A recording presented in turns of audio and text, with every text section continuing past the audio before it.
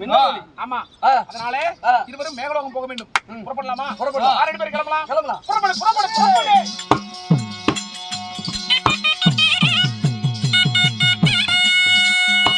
அடியே 48வது நாள் கடைசி நாள் பூஜை. 47 நாள் பூஜையானது சிறப்பான முறையிலே முடிந்து விட்டது. இருப்பது ஒரு நாள் பூஜை. இந்த பூஜையானது சரிவரையாக முடிய வேண்டும். அது மட்டுமில்லாமல் இங்கே இருக்கக்கூடிய அனைத்து கதவுகளையும் ஜன்னல்களையும் நல்லா முதல்ல மூடு. இதுக்கு தேவையான ஒரு இன்ஜினியரை கண்டுபிடிக்கணும். இந்த வெட்ட வெளிச்சத்துக்கு நாங்க போய் கேட்டு போடுறதுன்னா அவ்வளவு சாதாரண ஒரு விஷயம் இல்லையப்பா. மற்றவர்கள் இந்த ஆலயத்திற்குள் வரக்கூடாது. கவலைப்படாத, நீ கண்ணை மூடிக்கிட்டால் எல்லாமே கேட்டாகமா இருக்கு. அது மட்டுமில்லை, தந்தையார் அன்றே சொன்னார், 47 நாள் முன்னாடியே சொன்னாரு, பூஜை செய்யும் பொழுது அந்த பூஜையில் தான் உன்னுடைய முழு கவனம் இருக்க வேண்டும். பூஜை நிறைவடைந்த உடனே அப்புறம் தான் நீ எந்திரிச்சு, கட்டிய கணவன் வந்தாலும் சரி, அந்த மகேஸ்வரனை வந்தாலும் அப்புறம் தான் நீ எந்திரிச்சு பார்க்கணும்னு அப்பா சொல்லியிருக்காரு. இருந்தாலும் பூஜையில் அமரலாம். பூஜைக்குள்ள இருங்க, நான் இங்க இருக்க மாட்டேன். கடைசி நாள் பூஜையில உங்களை தொந்தரவு பண்ணிடுவேன். அதனால கேட்டுக்கு முன்னாடி இந்த 3 காவலாளிகள் வெளியே நிறுத்தி விட்டு போகிறேன். பார்த்து பதனமாக இருங்க. அரகர மகாதேவாய நமக.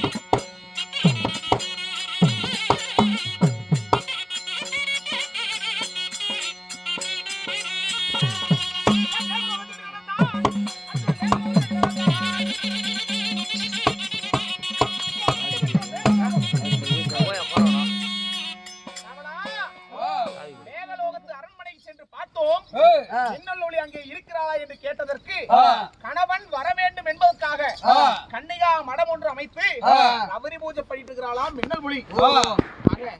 கன்னிகா மடத்திற்குள் வந்து விட்டோம். ஏண்டா கதவுகள் எல்லாம் திறந்திருக்குன்னு பார்த்தா கப்புன்னு எல்லாம் மூணு வண்ணமா கிடக்குது. சாமி நீ வருவன்னு திறந்து வச்சுட்டு அந்த அம்மா உட்காந்துட்டு இருக்கோம். இல்ல கதவுதான் அந்த அம்மா வேலை பூஜை செஞ்சுட்டு இருக்கிறப்ப யாராவது இடையூறு பண்ணுவாங்கன்னு சொல்லிதான் கதவை எல்லாம் மூடி இருக்கிறான். அதனால கூப்பிட்டு பாருங்க. எல்லாம் தாளிட்டு கிடக்கிறது. என் கண்ணாட்டி உள்ள என்ன செய்யறா தெரியலையே. சாமானம் கழுவிட்டு இருப்பா. சாமானம் மேல கழுவுவா. கூப்பிடணுமா இல்லையா? கூப்பிடுங்க. என்ன அவசரம்? அவரும் பொண்டாட்டி பார்க்கணும்தான். கண்ணே மின்னல் ஒளி மின்னல் ஒளி மின்னல் ஒளி. ஓ அம்மா மின்னல் ஒளி மின்னல் ஒளி மின்னல் ஒளி மின்னல் ஒளி. ஏண்டி கண்ணு ஓகண்ணு நம் மின்னல் ஒளின்னு கேக்குது.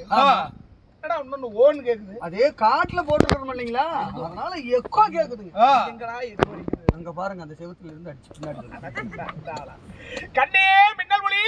ஓ பாப்பா மின்னல் ஒளி இல்ல ஷர்ட் முண்டா. என்னடா ஷர்ட் முண்டா? என் பொண்டாட்டி அங்கதான் இருக்கிறா. அப்படியா? அடிக்காதவே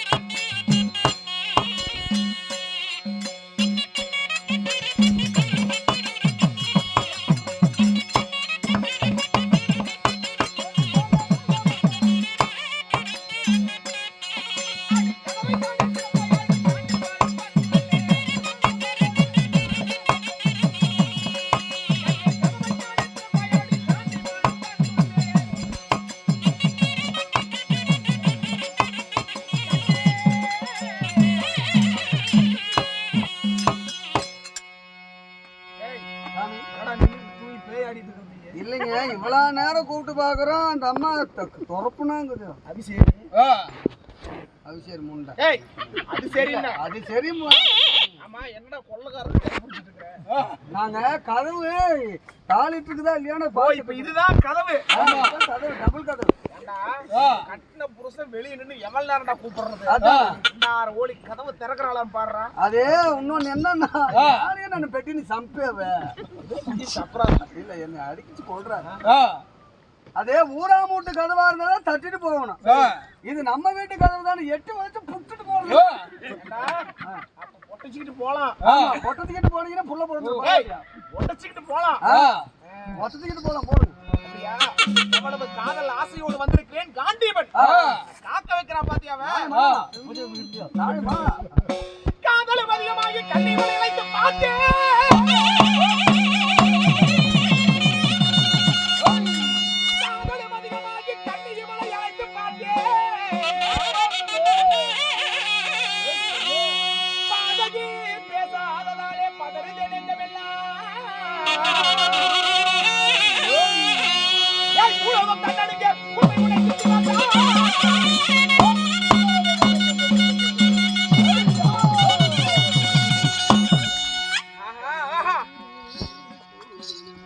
ஏய் கோணப்பிங்கா, செப்பு சாமி சாப்பிடுப்பீங்க.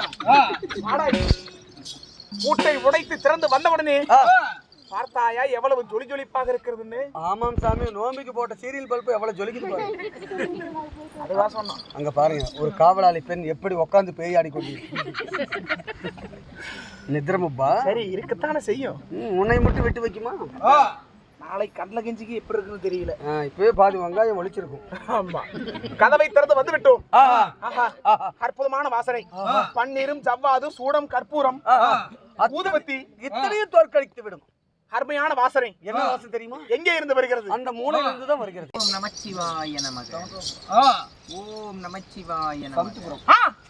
ஓம் என்னடா இரண்டு சிலைகள் இருக்கிறது? அதானே, ஒரு சிலை ஊன் இருக்குது, ஒரு சிலை பேசிட்டு இருக்குது. பேசும் சிலை எங்கயாவது கேள்விப்பட்டிருக்கிறியா? இல்லையே. கன்னிகா மடத்திற்கு வந்து விட்டோம். கணவன் வர வேண்டும் என்பதற்காக பூஜை பண்ணிருக்கோம் சொன்னாங்க. நமச்சிவாய நமக. அப்படின்னா என் மனைவி உங்க பொண்டாட்டி தான் நினைக்கிறேன். என் பொண்டாட்டி. நம்ம பொண்டாட்டி தான். என் பொண்டாட்டி. நம்ம பொண்டாட்டி. உனக்குதான் குத்தவிக்க உனக்குதான். போ. ஓம் நமச்சிவாய. இந்த குத்தவின்னு சொன்ன அங்க ஒரு சிரிப்பு வருது, இங்க ஒரு சிரிப்பு வருது. கட்டி மின்னல் ஒளி.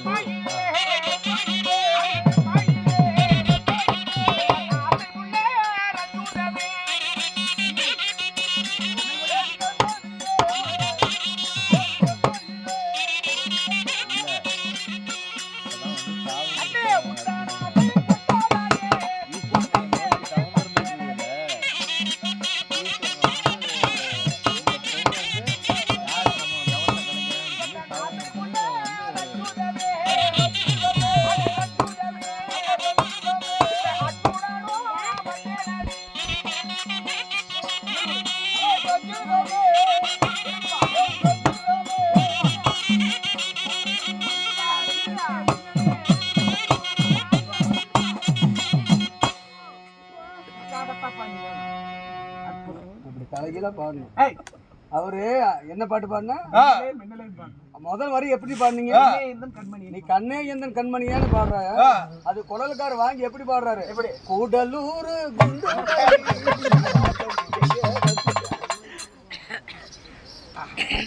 பார்த்தாயா? அழகு படைத்த தேவதை. தேவதை ஏண்டா அகில உலகத்திலே வானத்திலே எத்தனை நட்சத்திரங்கள் கொட்டி கிடந்தாலும் ஒரு நிலவுக்கு ஈடு ஆகுமா? ஆகாது. அதை போல 1000 நிலவுகளை பிடித்து ஒரு கூண்டுக்குள் அடைத்து வைத்தால் எப்படி பிரகாசமாக இருக்குமோ அதை போல் மின்னல் ஒளி இருக்கிறார். மின்னல் ஒளி இல்ல சோ சோ ஏய் சேட்டு முண்டா ரேயா கப்பக்காய் பூக்குதியா எனக்கு பொண்டாட்டியா உனக்கு பொண்டாட்டி இல்லைங்க உங்க பொண்டாட்டி இப்படி எல்லாம் செல்லமா கூப்பிடுறீங்களான்னு கேட்டேன். ஏன் எந்திரிக்க மாட்டேன் எதனால பேச மாட்டேங்கான்னு தெரியலையே. 5 வருஷம் கழிச்சு வந்திருக்கிறீங்களா ஒரு கோவம் கூட. ஓ கல்யாணமாய் 5 வருஷமா விட்டுட்டு போயிட்டோம். ஏக்கா 5 வருஷம் வரலாம் புருஷன் மேல கோவம் இருக்குமா வராதா? அந்த அக்கா முதல்ல தூங்க விட்டா அந்த அக்கா நீ எதை சொன்னாலும் சரி கோமாளி என்ன மட்டும் விட்டுரு அப்படிங்கிறியா? 5 வருடமாக கணவன் வரவில்லை. வராதனால கோபமா இருப்பா. சரி அப்படியா? கோபம் என்னடி கண்ணாட்டி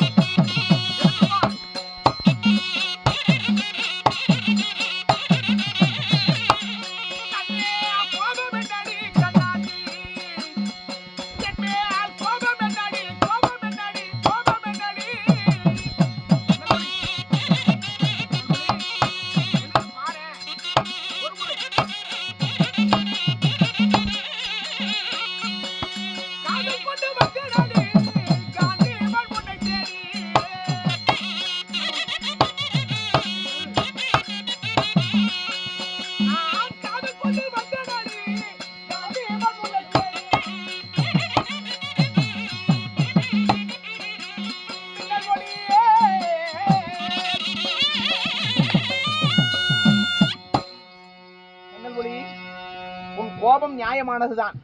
5 வருடமாக கணவன் வராதது இருந்தது தவறுதான். என்னை மன்னித்து விடு. பார். ஓம் நமச்சிவாய நமः. சரி சரி. ஓம் நமச்சிவாய நமः. என்னடா இவ்வளவு நேரம் கூப்பிட்டு ஏறெடுத்து கூட பார்க்க மாட்டீங்க. ரொம்ப நாளும் 5 வருஷம் வரல. வந்தோன்னா கண்ணே மணியான்னு சொன்னா எப்படி? அவளையும் கொஞ்சம் ஆசா பாசமா ஒரு வார்த்தை பேசி அவ்வளவு நேரம் என்னடா பண்ணிட்டு இருந்தோம்? இன்னும் அவளை வர்ணி வர்ணி அவளே ஏய் எழுந்து பார்க்க முடியுமா முடியாதா? ஏய் மின்னல் ஒளி தேங்காய் எடுத்தால் எறும்பு கடித்து விடும். ஆமா கவலைப்படாது. இது இருந்தால் தானே கடிக்கும். இப்படி சூடு என்ன தட்டி விட்டு எடுத்து சென்று பேக்கில் வைக்கிறியா? நாளைக்கு கறி குழம்புக்காக ஏண்டா இருந்த இடத்த பூரா எறும்பு வந்துருச்சு. மின்னல் ஒளி சீக்கிரமாக எழுந்து விடு, இல்லை என்றால் எறும்பு கடித்து விடும் உன்னை. மின்னல் ஒளி ஏய் மின்னல் ஒளி கட்டிய கணவன் வெகு நேரமாக அழைத்துக் கொண்டிருக்கிறேன். என்னை ஏறெடுத்து பார்க்காமல் இந்த கல்லை கட்டி கொண்டு எழுகிறாயா? உன் பூஜை இப்பொழுதே கலைக்கிறேன். என்ன செய்யறன்னு பாருடி.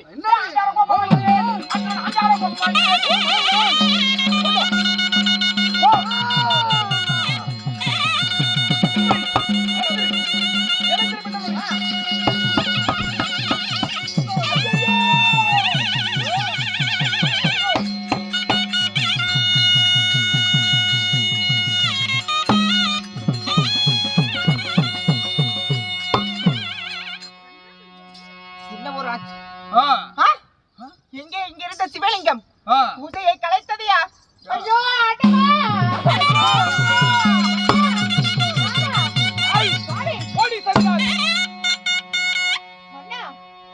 எப்பொழுது உள்ள வந்தீங்க? கூட்டிய கதவானது திறந்திருக்கிறது. ஐயோ மண்டையில் ரத்தம் வருகிறது. மண்ணா என்ன மண்ணா ஆனது? மண்டை உடைத்த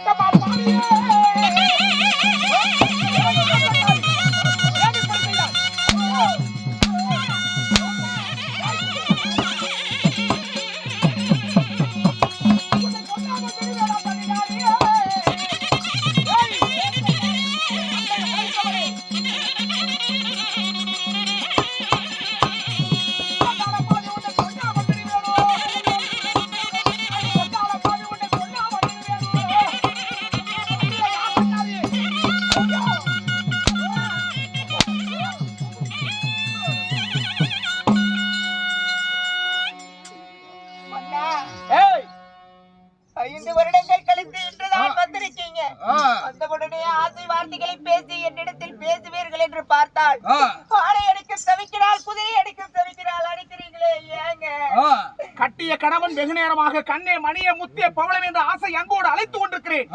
என்னை ஏறெடுத்து பார்க்காமல் கேவலம் அந்த சிவலிங்கத்தை கட்டி கொண்டு அழுது என்று உன் பூஜையை கலைத்த காரணத்தினால் வஜ்ர தூண்ல பிடித்து தள்ளி என் மண்டையை உடைத்து அவமானம் செய்து விட்டாயே நாசக்காரி. அப்பொழுதென்றால் உங்கள் மண்டையை உடைத்த பாவி நானா? ஐயோ ஆண்டவா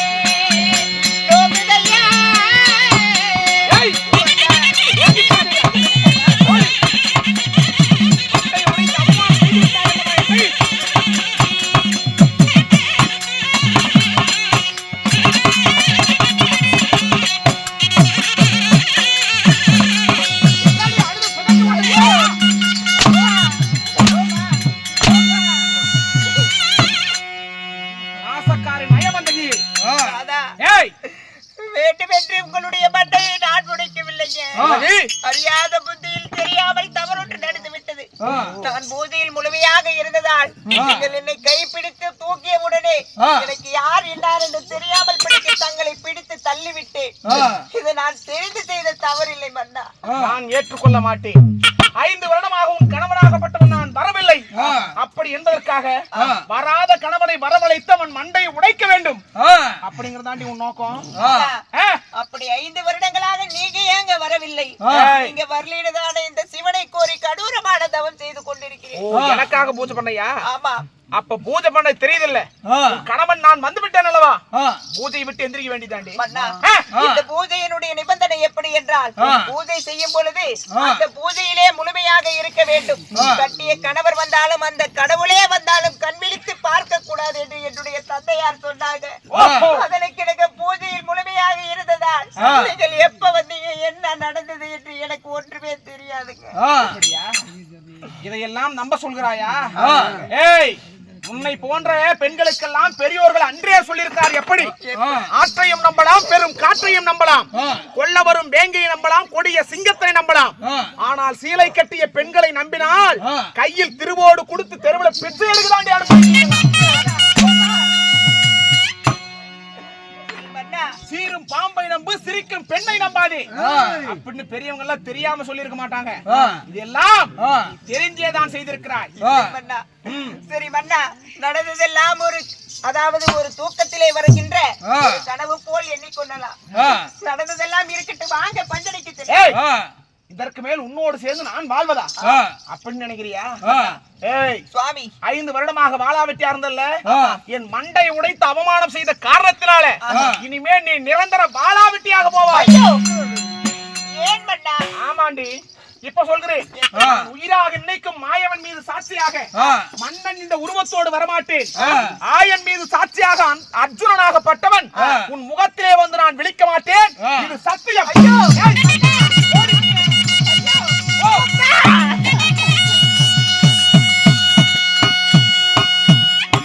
ஐயோ கடவுளே, ஆண்டவே, ஈஸ்வரா, 48 நாட்களாக உன்னை கோரி கடூரமான தவம் செய்தேனே. கட்டிய கணவன் வந்து என்னிடத்திலே வாழ வேண்டும் என்று தானே இத்தனை கடூரமான தவம் செய்தேன். இப்பேர் கொண்ட பூஜை புனஸ்காரங்கள் எல்லாம் செய்து எதுக்குமே பயன் இல்லாமல் இந்த அகில உலகத்தில் நான் ஒரு பெண்ணாக பிறந்தது நான் செய்த தவறா? ஆண்டவா,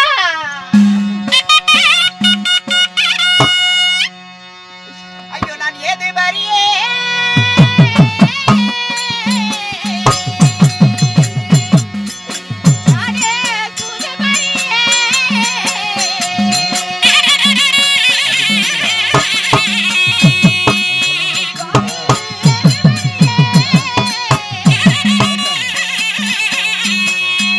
ஏது வரியா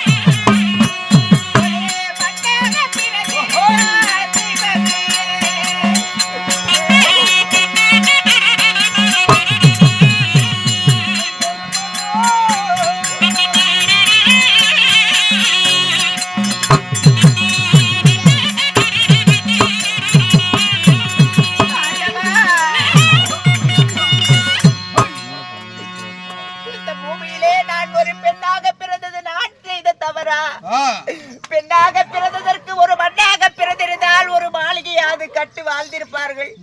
ஆனால் இந்த புவியிலே ஒரு பெண்ணாக பிறந்து விட்டு நான் படும் பாடு என்னால் தாங்க முடியவில்லை. இருந்தாலும் கட்டிய கணவர் வர வேண்டும் என்று சொல்லி சிவனை கோரி கடூரமான தவம் செய்தேன். அந்த பூஜையிலும் எந்த ஒரு பலனும் இல்லை. ஆயன் சாட்சியாக அர்ஜுனன் ரூபத்தோடு இனிமேல் படிக்க உன்னை வந்து நான் உன் கூட வாழ மாட்டேன்னு கணவர் சத்தியம் செஞ்சுட்டு போயிட்டாரு. இனிமேல் படிக்க நான் நிரந்தர வாழாவெட்டியாக வாழ வேண்டும் என்று சொல்லி விட்டு போயிட்டார். கணவரோ கோபம் கொண்டவர்.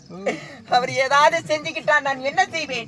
இதனை உடனடியாக என்னுடைய அக்கை தங்கைமார்கள் இருக்கிறாங்க, அவர்களிடத்திலே தெரியப்படுத்தினால் நிச்சயமாக என்னை வாழ வைப்பார்கள், இருவரையும் சேர்த்து வைப்பார்கள். உடனடியாக கங்கை கரை ஓரமாக செய்கிறேன். அருமைய சபையர்களே, இவ்விதமாகத்தானே மின்னல் உலைக்கு நேர்ந்த இந்த கொடுமையை தன்னுடைய அர்ஜுன மனைவியாக விளங்கக்கூடிய 10 பேர் இடத்துல சொன்னா தன்னுடைய குறை தீக்கும், எப்படியாவது கணவனுடன் சேர்த்து வைத்து வாழ வைப்பார் என்று சொல்லி ஒரு முடிவோடு கிளம்பும் பொழுது இப்பொழுது ஆனகுந்திமா நகரத்தின் இளவரசியாக விளங்கக்கூடிய சுபத்ரா தேவி தர்பார் அவர் வந்தால் மற்ற கதை.